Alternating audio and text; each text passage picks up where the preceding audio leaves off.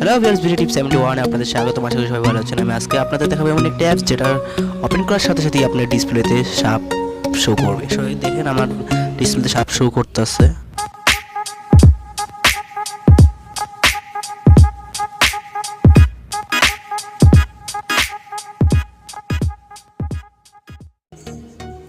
আপনারা দেখতে পাচ্ছেন আমার ডিসপ্লেতে দেখেন একটা অজগর সাপ হাঁটছে। সো আপনারা যদি এই অ্যাপসটি ওপেন করেন আপনাদের মোবাইলেও এই অ্যাপসটি শো করবে। যে সাপটি আপনারা ওঝা দিয়েও তাড়াতে পারবেন না। সো আমার সাথেই থাকুন এটা কীভাবে করতে হয় সেটা দেখার জন্য। সো এটা করার জন্য আমাদের প্রথমত যা করতে হবে, প্রথমত প্লে স্টোরে যেতে হবে। সো আমরা দেখেন প্রথমে প্লে স্টোরে যাব।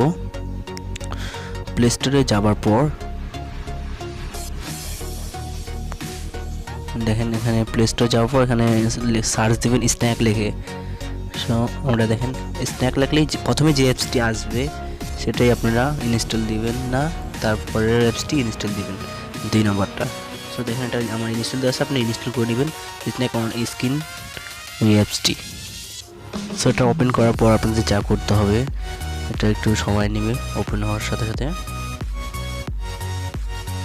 সো দেখেন লোডিং নেবে, তারপর একটা অ্যাড আসতে পারে।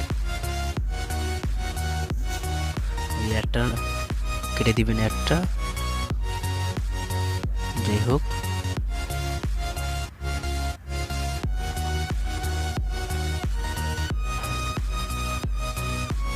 না আবারও আমরা দেখি এই অ্যাডটা কেটে দিবেন।